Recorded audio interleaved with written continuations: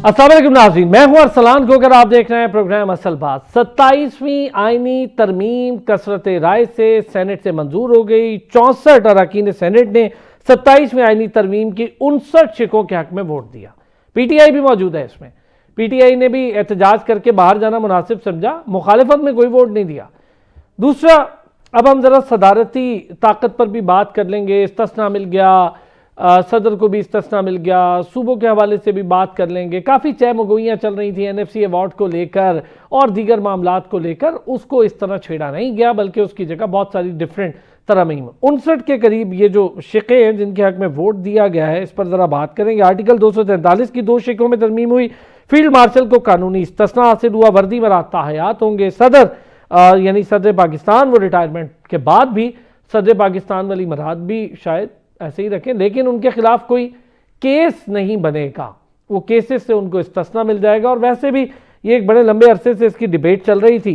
Prime minister ने चूंकि बैनुल अक़वामी दौरे से वापस आने के बाद ये बता दिया था कि मैं इस तरह की कोई नहीं लूँगा पावर्स जिसमें एक जो अवामी ओहदा है वो अकाउंटेबिलिटी के लिए अवेलेबल ना हो, तो मैं अकाउंटेबिलिटी के लिए अवेलेबल हूँ। तो बाकी मिनिस्टर्स वगैरह उन्होंने अपने हिसाब से जो मामला था वो कर लिया है। 2/3 अक्सरियत हासिल करने में कामयाब हो गई है गवर्नमेंट। और सैफुल्लाह अबड़ो ने इस्तीफ़ा भी दे दिया। जैसे ही वोट दिया फिर इस्तीफ़ा दे दिया। JUIFA भी साथ थी, तो इससे मुराद है कि JUIFA भी इसको एक्सेप्ट कर चुकी थी। चीज़ें कंसल्टेशन मुशावरत सबके पास थी। कुछ 3-4 दिन पहले हमने शो किया तो कुछ लोगों ने कहा जी आप देखिएगा, हमें तो अभी मुसवदा ही नहीं मिला, हमें तो कुछ मिला ही नहीं है। तो उस वक्त भी मैंने उनसे कहा था कि सारा कुछ आपकी टेबल पे देख आप चुके हैं, मंजूर आपने कर लिया है, बस सिर्फ हमें आप लोग उस दिन बताएंगे जिस दिन आप सेनेट से इसको पास करवा लेंगे। तो माने नहीं थी ये बात, पर नज़र आ गई थी ये चीज़ और आप सबके सामने। अच्छा, क्या फ़र्क पड़ जाएगा 27वीं आईनी तरमीम से? ये 27वीं आईनी तरमीम हो जाने के बाद स्ट्रक्चर में क्या तब्दीली हो जाएगी? फिर अदालतों के स्ट्रक्चर में बड़ी तब्दीलियाँ हुई हैं। सुप्रीम का लफ्ज़ हट गया है, वफाकी आईनी अदालत आ गई है, और फिर इस कोर्ट में अब आईनी केसेस होंगे। हम पहले भी सोच रहे थे, या जो हम कॉन्स्टिट्यूशनल कोर्ट की बात कर रहे थे, वो एक बेंच बन गया था, अब ये अदालत हो गई है। अब तशरीहात जो हैं वो डिफरेंट अदालत में चलेंगी। आम लोगों के केसेस कैसे चलेंगे, ज़रा मैं बड़ी डिटेल इस पर बात करूँगा। जो तरमीम की गई, जजेस के तबादले तकर्रुर को लेके मामलात हो गए, इस पर भी हम बात करेंगे। क्या तहफ़्फ़ुज़ात होंगे जजेस को लेकर, और जजेस क्या सोचते होंगे या आगे आने वाले दिनों में इसमें क्या तब्दीली हो सकती है।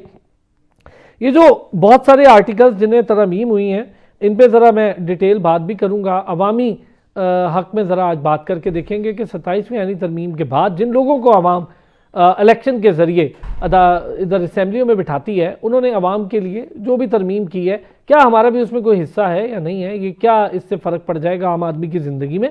और फिर ये जो बड़े लोग ऐवानों में बैठे हैं, इनकी ज़िंदगियों में क्या फ़र्क पड़ जाएगा। बहुत सारी डिटेल मैंने बात करनी है इस पर। इमरान फिरोज़ साहब माहिर कानून है हमारे साथ मौजूद है। इब्राहिम बेग साहब सहाफ़ी भी हैं, तजियाकार भी हैं, माहिर कानून भी हैं, हमारे साथ मौजूद है। अब्दुल्ला गुल साहब तहरीक जवानाने पाकिस्तान के सरबराह हैं और सीनियर तजियाकार भी हैं और सियासतदान भी हैं। बहुत शुक्रिया सर आप तीनों हज़रात का।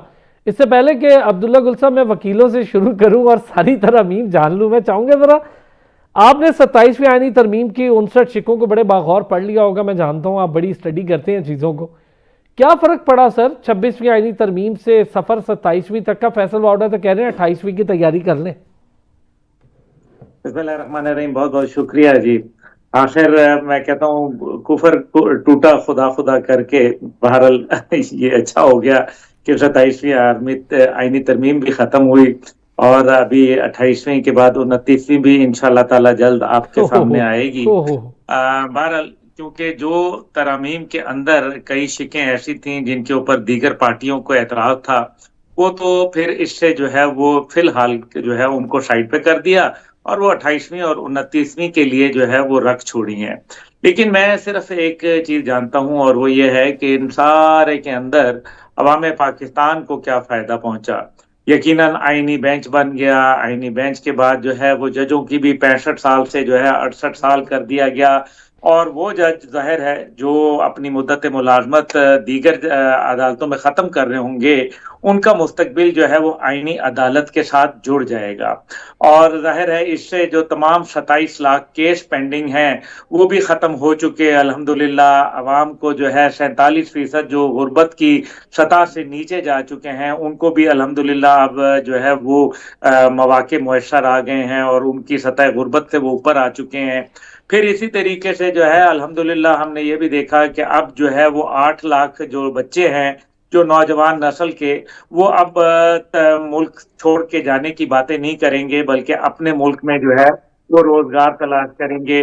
پھر اسی طریقے سے جو 35% انڈسٹری بند ہو گئی ہے وہ بھی الحمدللہ چل پڑی ہے، بلکہ مزید 35% کا اس میں اضافہ ہو چکا ہے. یہ سب ہو گیا ہے 27ویں آئینی ترمیم میں. جی میں دیکھیں یہ تو تھا تھوڑا سا تنزیہ بات، لیکن اب آئیں ریالٹی کے اوپر. ریالٹی یہ ہے کہ اس ٹائم پہ پاکستان کا آئین جو ہے اس کو بنے ہوئے آپ کے سامنے ہے کہ کتنا عرصہ گزرا ہے، اور پاکستان کے قیام کو جو ہے وہ آپ کے سامنے تقریباً 8ویں دہائی جو ہے وہ ختم ہونے کو ہے. لیکن امریکہ کے اندر 27 ترمیمیں جو ہیں 250 سال میں آئی ہیں، اور ہم نے جو ہے وہ تقریباً جو ابھی میں تو اس کو یہ بھی نہیں کہوں گا 50 سال میں ہم تقریباً جو ہے وہ 27 ترمیمیں لا چکے ہیں.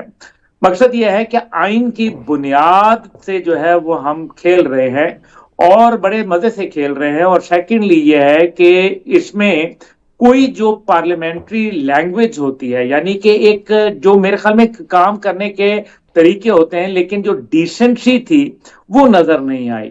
میں ایک پارلیمان جو ہوتے ہیں ان کے اندر بیٹھ کے لوگ بات کرتے ہیں، اور اسی وجہ سے وہ ترجمان کہلاتے ہیں، عوام کے ترجمان ہوتے ہیں. اگر ان کو وہاں بھی بیٹھ کے اگر انہوں نے اس کو ڈسکس نہیں کرنا تو پھر میرے خیال میں کون سا فورم رہ جاتا ہے. عبداللہ گل صاحب ایک چیز پوچھنا چاہوں گا، عبداللہ گل صاحب ایڈ کر دیں ایک چھوٹی سی چیز. عبداللہ گل صاحب یہ جو پی ٹی آئی کے اراکین نے بڑے ڈائز پہ جا کے احتجاج کر لیا، سارا کچھ کر لیا، بیٹھے نہیں، بات نہیں کی، مخالفت میں ایک ووٹ نہیں دیا، سیف کھیل کے نکل گئے. جی یہ بات بالکل درست ہے. دیکھیں نا، یہ مقصد یہ ہے کہ کیا پہلی دفعہ آئی ہے، کیا یہ حکومت پہلی دفعہ کوئی ترمیم لائی ہے؟ تو ماضی کی حکومتیں سمیت پی ٹی آئی کے جو ہے وہ اس قسم کے معاملات کرتی عبداللہ گل صاحب معذرت ایک بریک کی طرف جانا ہے سر، بریک سے واپس آتا ہوں، ذرا اس پہ اور ڈیٹیل بھی بات کرتے ہیں، وکلا کی رائے بھی لیتے ہیں ایک بریک کے بعد. کافی ساری ترامیم ہوئی جس پر ہم ذکر کر رہے ہیں، آئینی عدالت کو لے کے ہم ذکر کر رہے ہیں آرٹیکل 42 میں جو ترمیم کثرت رائے سے منظور ہوئی، آرٹیکل 59 میں ترمیم کثرت رائے سے منظور ہوئی، اور پھر اس کے بعد ہم نے دیکھا جی 63A میں لفظ سپریم کی جگہ وفاقی آئینی عدالت کرنے کی ترمیم بھی منظور کی گئی. اس کا کیا معاملہ ہے، اس پر بھی ذرا بات کروں گا. ایک چیف جسٹس اور بڑھ جائیں گے اور وہ ہوں گے آئینی عدالت کے، یعنی وفاقی آئینی عدالت کے چیف جسٹس، اس پر بھی ذرا بات کر لیں گے. 175D میں آئینی عدالت کی ججز سے دوبارہ حلف لینے کی ترمیم بھی منظور ہو گئی ہے، ذرا اس پر بھی ہم تھوڑی سی ڈسکشن کر لیتے ہیں. عبداللہ گل صاحب تو ہمارے ساتھ موجود ہیں، ذرا ان سے تو میں نے پوائنٹ آف ویو بھی ڈیٹیل اور بھی لینا ہے. عمران صاحب ذرا ہمیں بتائیں سر، 27ویں آئینی ترمیم خاص طور پہ یہ وفاقی ایک آئینی عدالت ہے، اس کا قیام ہو رہا ہے، کچھ ترمیم اس کے لفظ میں کی گئی، یہ جو سپریم کا لفظ ہٹا کے وفاقی آئینی عدالت سے کیا مراد لیں ہم؟ اچھا، اس سے پہلے جب ہم پچھلے پروگرام میں بیٹھے تھے تو ہمارا خیال تھا کہ شاید یہ کوئی میجر اسٹرکچرل چینج نہیں لا رہے، اور صرف جیسے پہلے بینچ تھا تو اس کو تبدیل کر رہے ہیں ایک وفاقی آئینی عدالت کی صورت میں.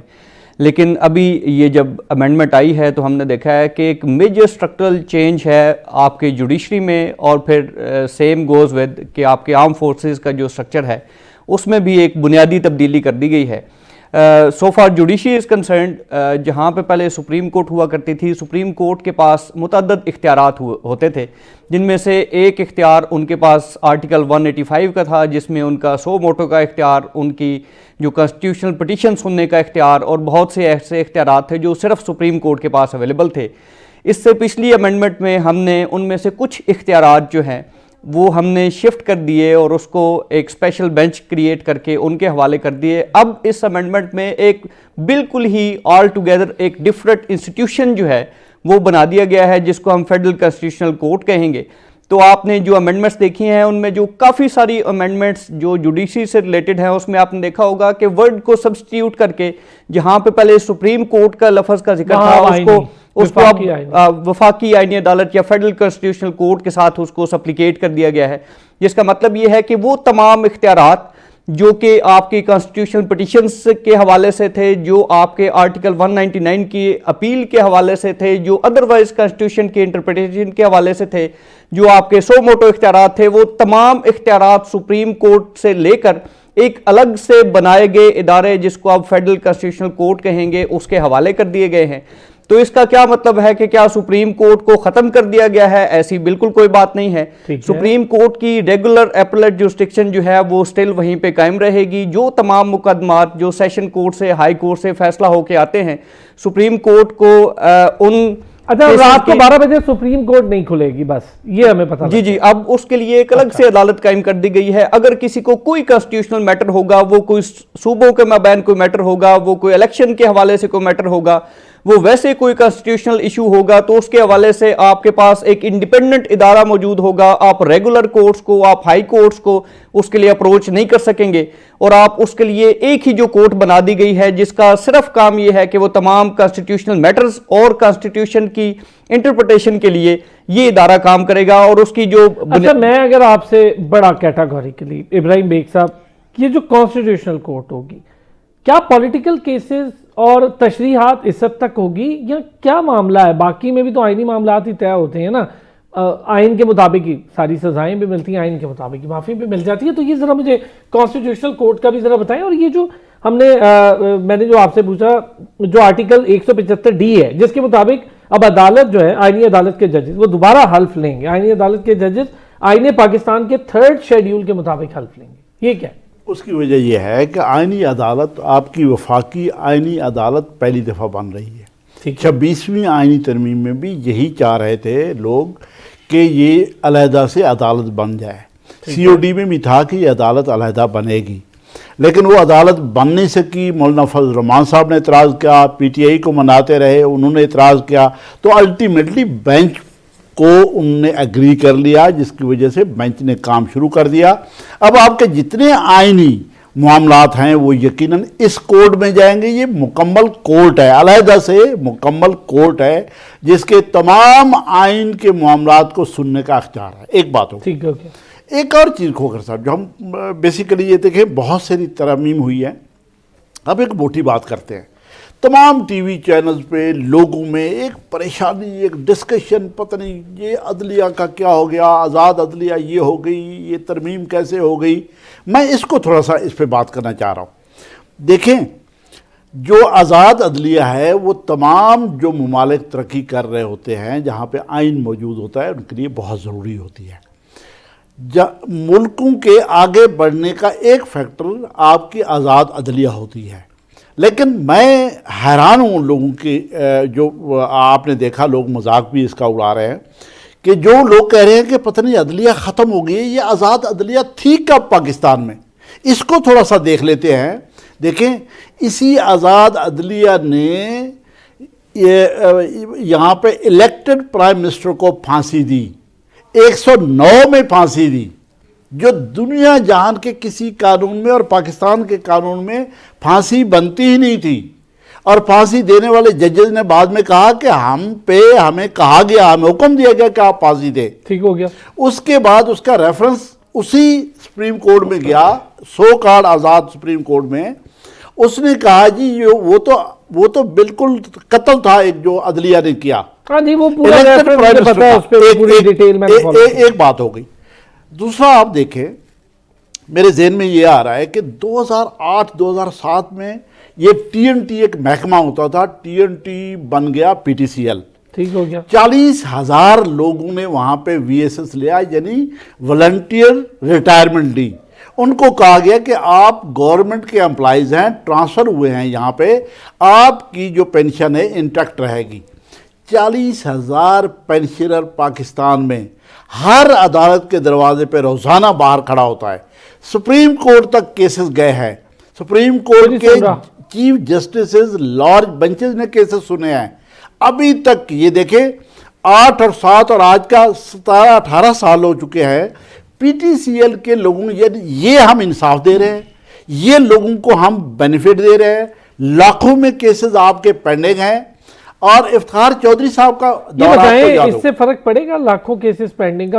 عمران صاحب نے ایک دن ہمارے پروگرام میں یہ بڑی ڈیٹیل ہمیں بتایا تھا کتنے لاکھ کیسز پینڈنگ ہیں, تو یہ کوئی فرق پڑ جائے گا؟ یہ کم ہو دیکھیے جائیں گے؟ بنیادی کنسپٹ تو یہی ہے کہ ہم آئینی معاملات کے لیے ایک اور عدالت بنا لیتے ہیں تاکہ آپ کی جو اصل سپریم کورٹ ہے یا اس کی اس جو کا اصل وقت rule ہے ضائع, اس کا ٹائم ان معاملات پہ لٹیگیشن میں ضائع نہ ہو اور لوگوں کو وہ انصاف دے سکے. چلیں اب میں ذرا آگے بڑھوں گا سر. 184 آئین کا آرٹیکل 184 از خود نوٹس کے اختیارات, جی از خود نوٹس کے اختیارات بھی ختم ہو گئے ہیں سپریم کورٹ کے, یہ اب آئینی عدالت کے سپرد کرنے اور آرٹیکل 184 کو آئین پاکستان سے حذف کرنے کی ترمیم بھی منظور ہوئی ہے. میں ذرا ان ساری چیزوں پر آپ سے بات. عبداللہ گل صاحب, سر آپ ذرا ایک مجھے پوائنٹ آف ویو دیں. یہ جب ترمیم ہوتی ہیں, 26ویں آئینی ترمیم ہوئی, آپ اور میں نے بیٹھ کے الگ سے بھی ڈسکس کیا, یہاں بھی آن اسکرین بھی ڈسکس کیا, یہ جو 27ویں آئینی ترمیم ہے یہ کیا میں سمجھوں کہ ایک مکمل ہو گیا معاملہ؟ جو آئینی مسودہ تھا, ایک پورا آئینی پیکج تھا, مکمل ہو گیا؟ نہیں ارشد صاحب, it is just the beginning of a new era, it is tip of the ice برگ. اس میں کوئی دوسری رائے نہیں ہے. یہ ایک پینڈورا باکس کھلے گا. اور اب یہ ایک بات ضرور کہوں گا کہ ماضی کی تمام حکومتیں جو ہیں وہ ترمیمیں کرتی رہیں, لیکن اصل بات یہ ہے کہ کہیں تو رکنا چاہیے نا اس سارے سلسلے کو, اور ہمیں آگے بڑھ کر ان ترامیم کے اوپر عمل بھی کرنا چاہیے. ابھی اگر آئینی بینچ جو ہے اس کی پہلی بات یہ ہے کہ مدت ملازمت میں 3 سال کی توسیع کیوں ضرورت ہوئی. بات تو یہ ہے کہ اگر باقی جج صاحبان جو ہے وہ 65 سال کی عمر میں ریٹائر ہو رہے ہیں تو آئینی بینچ کے جو جج ہیں وہ 3 سال کیوں ان کو دیے جا رہے ہیں. تو یہ ایک میرے خیال میں خدشہ لوگوں کا جو ہے وہ میرے خیال میں اس کو ضرور آپ بالکل نظر انداز نہیں کر سکتے. دوسری جانب یہ کہنا کہ جی ججز کی پوسٹنگ نہیں ہوگی, کیوں بھائی ججز کی پوسٹنگ کیوں نہیں ہوگی؟ اگر پولیس کی ہو سکتی ہے, آرمی کی ہو سکتی ہے, اگر جو ہے وہ سول سروسز کی ہو سکتی ہے, تو پھر ججز کی بھی پوسٹنگ ہونی چاہیے. ہاں میرے خیال ہے جو اہم بات تھی وہ یہ تھی کہ جو جج صاحبان جس طریقے سے ان کی ٹریننگ ہوتی ہے لوور کورٹس کے اندر, سیشن کورٹ کے اندر, ان میں سے کتنے لوگ جو ہیں وہ ہائی کورٹ میں آتے ہیں اور کتنے لوگ جو ہیں وہ سپریم کورٹ میں آتے ہیں. اچھا عبداللہ گل صاحب, میں چاہوں گا آپ اپنی بات بھی اور یہ سوالات اٹھائیے گا. میں ذرا ان صاحبان سے یہ سوالات پوچھوں گا. آپ جس کا ذکر کر رہے ہیں آئین کے آرٹیکل کے حوالے سے 186A حذف کرنے, آرٹیکل 191 یعنی 191 اور 200 جس کے مطابق صدر مملکت ججز تبادلے کے اختیارات محدود کر دیے گئے ہیں, اس کی بھی منظوری ہو گئی ہے. کسی بھی ہائی کورٹ کے جو جج ہیں اس کو جوڈیشل کمیشن کی سفارش پر ٹرانسفر کرنے کے مجاز ہوں گے صدر مملکت. ذرا میں ان چیزوں پر بھی بات کرتا ہوں ایک بریک کے بعد. ایک بار پھر خوش آمدید کہیں گے. عبداللہ گل صاحب پلیز اپنی بات اور یہ سوالات جو آپ اٹھا رہے ہیں یہ مکمل کیجیے گا. دیکھیں جی, میں یہی کہہ رہا تھا کہ یہ کوئی پہلی دفعہ تو ترمیم آئی نہیں ہے, متعدد ترمیمیں آ رہی ہیں, لیکن اتنی عجلت میں ان کی جو لینگویج ہے اس کے اوپر مجھے بہت اعتراض ہے. یعنی کہ ایک گریس ہونی چاہیے, وہ گریس از ناٹ ویزیبل, یہ ایک افسوسناک بات ہے. دوسری جانب جو ہے وہ میرے خیال میں عام آدمی کو اس سے کیا فائدہ ہو رہا ہے؟ میں نے جیسے گزارش کی کہ لوور کورٹ سے جو ججز ہیں ان کو ہائی کورٹ اور سپریم کورٹ میں موقع کیوں نہیں ملتا؟ کیونکہ یہ تو بنیادی دیکھیں نا, آپ انصاف پرووائڈ کرنے کے لیے بیٹھے ہیں اور آپ نے اپنے ہی محکمے کے اندر جو ہے انصاف نہیں دیا. یعنی کہ جس شخص نے باقاعدہ جو ہے وہ پڑھا لکھا, اس کے بعد جج بھرتی ہوا, متعدد جو ہے وہ مقدمات سنتا رہا, لیکن جب سپریم کورٹ اور جب ہائی کورٹ کی باری آتی ہے تو وہاں پولیٹیکل اپوائنٹیز یا وہ لوگ جو آپ کہہ سکتے ہیں کہ ماضی میں جن لوگوں نے بڑی بڑی سیاستدانوں کے یا بڑے بڑے سیاسی پارٹیوں کے کیسز لڑے, وہی آ کے آتے ہیں, جس کی وجہ سے ان کی کریڈیبلٹی کے اوپر سوالات اٹھتے ہیں. اس کے بعد جو ہے عوام کو سہولت کیا ملی؟ بات تو یہ ہے, کیونکہ اگر آپ کے جوڈیشل سسٹم کے اندر ایک کامن مین کو اگر سہولت نہیں مل رہی تو پھر آپ 27ویں لائیں یا آپ جو ہے وہ 127ویں لائیں. مسئلہ یہ ہے کہ اس ٹائم پہ جو یہ 27ویں آئینی ترمیم ہے, اس میں جو لکونے رہ گئے, اس میں جو شکیں رہ گئیں, وہ اب آپ کو اگلی ترمیموں میں نظر آئیں گی. لیکن ان سب کے باوجود میں یہ کہوں گا کہ جب پاکستان بنا تھا تو اس ٹائم پہ آئی ٹی کا قانون موجود نہیں تھا. وقت نے جو ہے وہ تبدیلی آئی تو آئی ٹی کے لیے جو ہے ظاہر ہے اس کے لیے قوانین بنانے پڑے, سائبر کرائم بنا, دیگر چیزیں بنی, پیمرا بنا, دس دیٹ دی ادر. اب جو ہے وہ اسی طریقے سے آئین میں ترمیم لانا कोई मेरे ख्याल में बुराई नहीं है, लेकिन सोच समझ के डिबेट करके लोगों के फायदे नुकसान को तय करते हुए जब 18वीं तरमीम आई थी तो 9 महीने लगे थे, और 9 महीने के बाद वो मैच्योर हुई थी, उसके अंदर बहुत सारे मामला थे, it was a well thought over process. लेकिन आज वो थॉट प्रोसेस क्या डेवलप आपको नजर आया? अगर आया होता तो ये तो 26वीं आईनी तरमीम के अंदर ही मामला जो है वो खत्म हो चुके होते। अब जो दूसरा इसका पहलू है वो आपका जो है वो जाहिर है एक आर्मी चीफ का मामला है। देखिए, आर्मी चीफ का मामला यह है कि इस टाइम पे कमांडर डिफेंस फोर्सेस जो है वो एक पाकिस्तान का नहीं बल्कि दुनिया में भी ऐसा मॉडल मौजूद है। जनरल बिपिन रावत जो थे वो कमांडर डिफेंस सर्विसेज थे इंडिया के, CDS वहां कहलाता है, और अब जो है जनरल अनिल चौहान है। बरतानिया के अंदर ये मॉडल है, दीगर दुनिया के अंदर ये मॉडल है। और फिर ज्वाइंट सर्विसेज हेडक्वार्टर जो था, आप ये देखें कि वो टेक्निकली जो है वो सीनियर होते हैं, वो 4 स्टार जनरल थे। 5 स्टार जनरल जो है वो हमारे फील्ड मार्शल साहब जो है वो बन चुके हैं जंग जीतने के बाद। अब आप देखें कि टेक्निकल स्टैंडिंग के अंदर जो है वो फील्ड मार्शल पीछे खड़े होंगे और जो 4 स्टार हैं ज्वाइंट चीफ वो आगे खड़े होंगे। इस वजह से एक तो ये मेरे ख्याल में टेक्निकल जरूरत भी थी। दूसरी जानिब जो है वो ज्वाइंट सर्विसेज हेडक्वार्टर जो है वो उन ममालिक में अच्छा लगता है जो बहुत बड़ी जिनकी फौजें होती हैं, जैसे अमेरिका। 37 4 स्टार जनरल वहां मौजूद है, 37, और फिर वहां कमांड है उनकी जो है वो मरीन कमांड है, उनकी जो है पैरा कमांड है, उनकी जो है वो साइबर कमांड है, उनकी जो है वो न्यूक्लियर कमांड है, स्पेस कमांड है, यानी कि एक मल्टी जो डायरेक्शनल उनकी कमांड्स मौजूद हैं। वहां ज्वाइंट सर्विसेज हेडक्वार्टर बनाए जाते हैं ताकि कोऑपरेशन और कोऑर्डिनेशन जो है वो अच्छी हो सके। पाकिस्तान में इसकी कोई ऐसी जरूरत नहीं थी, ये उस टाइम पे बनाया गया था और तय यह पाया गया था कि एक दफा आर्मी से, एक दफा नेवी से और एक दफा एयरफोर्स से ये जो है इनके जो हेड्स हैं उनको, चेयरमैन जो है उनको लिया जाएगा। लेकिन वक्त के साथ साथ ऐसा भी नहीं हो सका, और मेरे ख्याल में कोऑर्डिनेशन के लिए जरूरी है। जब देखे ना फोर्सेस जो कमांड कर रही होती हैं, जैसे आर्मी है, नेवी है, एयरफोर्स है, जब न्यूक्लियर कोई मामला आते हैं, क्योंकि Pakistan is a nuclear country और nuclear coordination is very important, और जबकि स्ट्रेटेजिक प्लानिंग डिवीजन और आर्मी स्ट्रेटेजिक फोर्सेस कमांड जो है वो डायरेक्टली जो है जब तक के आर्मी चीफ की कमांड में नहीं आएंगे मामला कैसे आगे बढ़ेंगे। इसलिए रिएक्शन टाइम जो होता है इससे कम हो जाता है, इससे जो मैन्यूवरेबिलिटी है वो आसान हो जाती है।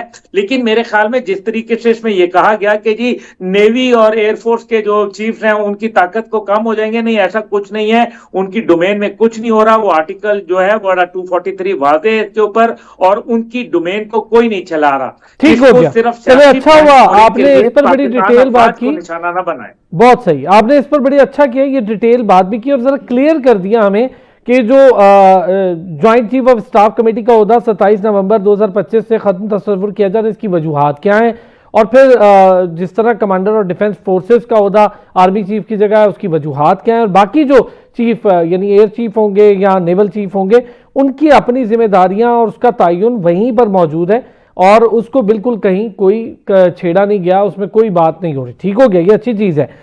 इमरान साहब, जरा मैं ये चीज़ क्लियर हो गई, एक चीज़ हमें इस मामले में क्लियर हो गई। हम वापस आते हैं जहाँ पर हम देख रहे हैं कि अगर कोई जज ट्रांसफ़र से इनकार करेगा तो उसके खिलाफ फिर सुप्रीम जुडिशल काउंसिल में रेफरेंस फाइल होगा, और उसके भी रूल्स तैयार हो रहे हैं सुप्रीम जुडिशल काउंसिल के, जो 60 दिन में सामने आएंगे।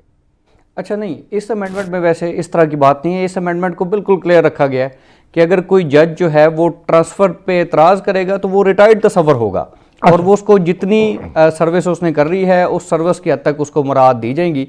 तो इस हवाले से तो इसमें क्लियर अमेंडमेंट लाई गई है, जो आर्टिकल 191 है जो अपॉइंटमेंट ऑफ जजेस के हवाले से, और फिर ट्रांसफ़र ऑफ जजेस के हवाले से जो आर्टिकल 200 में अमेंडमेंट लाई गई है, तो उसमें इसको बड़ा क्लियर कर दिया गया है। ये भी हमें बता दें कि ये जो सीनियोरिटी वाला मामला था, यानी जैसे हाई कोर्ट के चीफ जस्टिस होंगे उनका तबादला नहीं हो सकेगा क्योंकि वो किसी और अदालत में फिर उसको असर अंदाज होंगे, जी ये नहीं होगा। जी बिल्कुल ऐसे ही है। ट्रांसफ़र के हवाले से एक ज़िम्नन अर्ज करता चलूँ कि इससे पहले जो हाई कोर्ट के जजेस थे उनको उसी हाई कोर्ट के जो एरिया था या उस प्रोविंस के अंदर तो ट्रांसफ़र किया जा सकता था, उसको प्रोविंस से बाहर ट्रांसफ़र करने के लिए सिर्फ एक आर्टिकल मौजूद था जो कि आर्टिकल 200 था, जिसमें ये इख्तियार था सदर का कि वो किसी भी जज को विद हिज कॉन्सेंट ट्रांसफ़र कर सकता है किसी भी और कोर्ट में, और उसकी सीनियरिटी के हवाले से कोई स्पेसिफिक रूल्स मौजूद नहीं थे।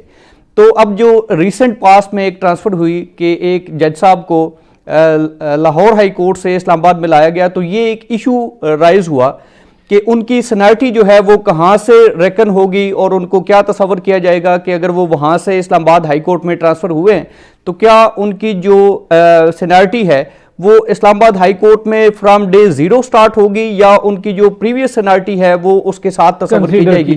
تو اس حوالے سے اسلام آباد ہائی کورٹ کے کچھ ججز کی طرف سے ایک پٹیشن بھی فائل کی گئی ہے آنریبل سپریم کورٹ میں، وہ پینڈنگ ہے۔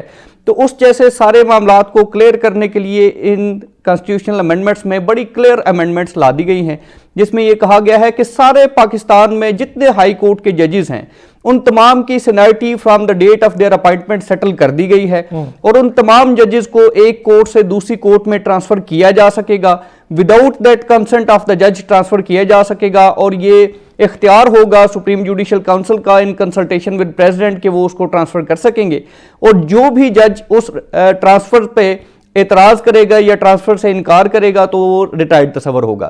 پھر جو سینیرٹی کا کوسچن جو ہے وچ ہیو بین سیٹل، کہ جو seniority at the time of appointment ان جج صاحب کی ہوگی اس کے ٹرانسفر کے بعد بھی وہ سینیرٹی میں اسی پوزیشن پہ قائم رہیں گے، اور پھر ایک اور کلیئرٹی لائی گئی ہے کہ جو چیف جسٹسز ہیں ان کو ایک ہائی کورٹ سے دوسری ہائی کورٹ میں ٹرانسفر نہیں کیا جائے گا، تاکہ جسٹس کی حد تک جو کنفلکٹ ہے وہ کہیں پہ ارائز نہ ہو۔ تو اس حد تک ججز کے ٹرانسفر کی حد تک اور ان کے جو سینیرٹی کی حد تک کافی ساری چیزیں جو ہیں وہ اس امینڈمنٹ میں کلیئر کر دی۔ ابراہیم صاحب کیا کہیں گے سر، یہ جو ججز کے ٹرانسفر والا معاملہ تھا، پہلے تو جیسے صوبائی سطح پر ہو جاتے تھے، انٹرنلی حیدرآباد سے کراچی بھیج دیں، کراچی سے نواب شاہ بھیج دیں، اس طرح تو ٹرانسفر ہو جاتے تھے، لیکن اب یہ ٹرانسفر کہیں بھی کیا جا سکے گا، اس میں اعتراضات آ رہے تھے ججز کو لے کے، تو اس کو ذرا بتائیں کیا سلسلہ ہے اس کا؟ نہیں، اعتراضات تو دیکھیں نا، میں پہلے تو یہ گل صاحب جیسے کہہ رہے تھے اعتراضات آ رہے ہیں جی، ترامیم کیوں آ رہی ہے، ترامیم کیوں آ رہی ہے، ترمیم دیکھیں بات سنیں، آئین جب بنتا ہے تو اس وقت کی ضرورتوں کے مطابق آپ آرٹیکل ڈالتے ہیں، جب جوں ٹائم گزرتا ہے آپ کے مسائل کمپلیکس ہوتے ہیں، ایشوز نئے نئے ریز ہوتے ہیں اور آپ ان کو حل نہیں کر پاتے، آئین اس کے بارے میں خاموش رہتا ہے۔ کئی دفعہ آپ نے دیکھا کہ آئینی معاملات آئے، آئین میں کوئی ایسی چیز موجود نہیں تھی، کئی دفعہ پٹیشن پنجاب کی اسمبلی کے بارے میں آیا، باقی چیزیں آئیں، بڑا کنفیوژن کریٹ ہوئی۔ ایک چیز اس میں مجھے ذرا اور کنفیوژن تھی تو وہ ذرا مجھے کلیئر کریں کہ کیا صدر مملکت اب جو ججز ہائی کورٹ کے ہیں ان کے ٹرانسفر کو لے کر جو جوڈیشل کمیشن ہوگا اس کی سفارش پر ٹرانسفر کریں گے؟ نہیں، یہ جو فرسٹ ٹائم آپ یہ اگر آپ فیڈرل آئینی کوڈ کی بات کر رہے ہیں تو فرسٹ ٹائم تو کسی بھی سفارش کے بغیر صدر صاحب کو یہ اختیار دیا گیا ہے کہ کورٹ کے ججز کو اپائنٹ کر دے، اس کے بعد اس کا ایک اور طریقہ کار بنایا گیا ہے، اس کے بعد پھر کمیشن انوالو ہو جائے گا۔ اچھا، بات میں کر رہا تھا ترامیم کی، دیکھیے ترامیم ہونی چاہیے، لیکن ترامیم ہوتی کیوں ہیں؟ لوگوں کے جب مسائل بڑھتے ہیں، اس کا مطلب یہ ہوا کہ ترامیم جتنی آئیں گی وہ لوگوں کے مسئلوں کو حل کرنے کے لیے آئیں گی۔ اگر تو ترامیم آ رہی ہیں لوگوں کے مسائل کو حل کرنے کے لیے، بہت اچھی ترامیم آنی چاہیے۔ اگر کہیں پہ لوگوں کے مسئلوں کو پیدا کرنے کے لیے ترامیم خدا نخواستہ آ رہی ہیں تو پھر وہ ترامیم اچھی ترامیم نہیں ہوں گی، ظاہر ہے ہمیں اس کو کنڈیم کرنا پڑے گا۔ ابھی ہمیں دیکھنا یہ ہے کہ آپ کی جو ترامیم ابھی آئی ہے یہ کن ایشوز پہ آئی ہے۔ بظاہر تو یہی لگتا ہے کہ جوڈیشری جو ایک عرصے سے بالکل آپ کا ڈیڈ لاک تھا فنکشن کے اعتبار سے، لاکھوں میں کیسز ہو گئے، لوگ مطمئن نہیں ہیں، لوگوں کی 3 نسلیں گزر جاتی ہیں، کیسز کے فیصلے نہیں ہو رہے، اس کا پورا سسٹم جو ہے وہ بالکل یہ پورے کا پورا لیڈ نکالنے کے لیے تیار نہیں تھا۔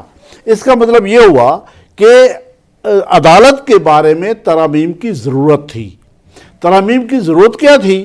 ضرورت اس لیے تھی کہ آپ آئین کو علیحدہ رکھیں، اس کے لیے علیحدہ عدالت دنیا کے بہت سارے ممالک میں ایسا ہے، اور جو لوگوں کے کیسز جائیں گے ڈائریکٹلی اس کے لیے علیحدہ عدالت اور سسٹم علیحدہ رکھیں تاکہ پریشر کم ہو، لوگوں کے مسئلے جلدی حل ہو جائیں۔ اچھا سر، میں یہ صدر اور اختیارات جو ان کو استثنا ملا ہے تاحیات کا، اس پر بھی تھوڑی سی بات کروں گا۔ وزیر اعظم نے تو کہہ دیا تھا میں نہیں لوں گا، یہ چونکہ عوامی ہوتا ہے تو اکاؤنٹیبلٹی کے لیے حاضر ہوں، میں نہیں لوں گا، تو چلیں وہ معاملہ تو ہم الگ کرتے ہیں، لیکن ساتھ ہی انہیں اپنے مشیر رکھنے کی بھی اجازت مل جائے گی اسی ترمیم سے 7 کے قریب، وزرائے اعلیٰ کو بھی مل جائے گی مشیر رکھنے کی اجازت. لیکن صدر ان کو جو استثناء ملا ہے کس چیز پہ ملا ہے، کیسے ملا ہے، ذرا اس پر بات کریں گے ایک بریک کے بعد. ایک بار پھر خوش آمدید کہیں گے ابراہیم بیگ صاحب. اس سے پہلے کہ لمبی چوڑی ہم بات کریں، یہ جو استثناء صدر کو مل گیا، تا حیات استثناء مل گیا کہ سبکدوشی کے بعد بھی وہ صدر مملکت کے خلاف کوئی تا حیات قانونی کارروائی عمل میں نہیں لائی جا سکے گی، یہ سارا معاملہ وہ یعنی عوامی عہدہ رکھنے پر استثناء ختم ہو جائے گا ان کا. سر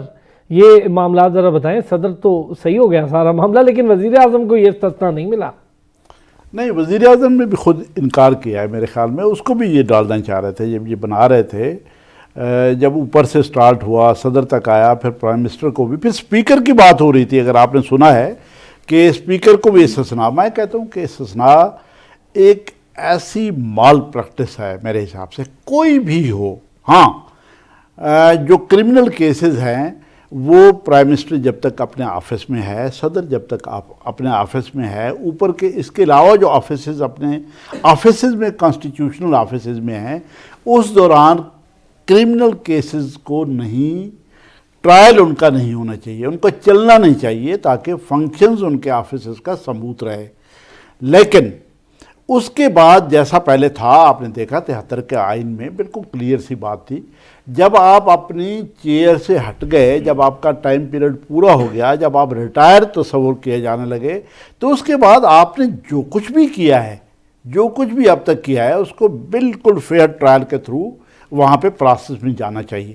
چاہے وہ صدر صاحب ہوں، چاہے پرائم منسٹر صاحب ہوں، اسپیکر ہوں، آرمی چیف ہوں، کوئی اور چیفز ہوں، کوئی بھی ہوں. میں کہتا ہوں اس کو، میں کہتا ہوں چیف جسٹس آف پاکستان ہوں، تب بھی اگر کوئی ایسا کام کسی نے کیا ہے تو اس کو اس ٹرائل میں سے گزرنا چاہیے. اگر وہ نہیں گزرتا، یہ اگر آپ اپنے آئین کو اسلامی آئین، جو کہ کلیم ہے لوگوں کا کہ اسلامی آئین ہے، اسلام میں بھی اس کی ایگزمپشن نہیں ہے، دنیا کے بھی اچھے قوانین میں ایگزمپشن نہیں ہے، دنیا کے اچھے جو آئین بنے ہوئے ہیں ان میں بھی ایگزمپشن نہیں ہے. اس کو مال پریکٹس کے زمرے میں میں تو اس کو رکھوں گا ذاتی طور پہ کہ بالکل کسی کو نہیں ہونا چاہیے.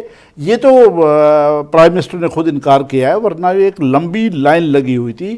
جو لوگ ان ترامیم کو بنا رہے تھے وہ اپنے اپنے باسز کو خوش کرنے کے لیے اس میں ڈال رہے تھے. پیپلز پارٹی کے لوگ، نائک صاحب تھے، ان کا صدر کو ڈال دیں، اور جو تھے لا منسٹر صاحب، وہ پرائم منسٹر، اسپیکر اور باقی لوگوں کو ڈالنا چاہ رہے تھے.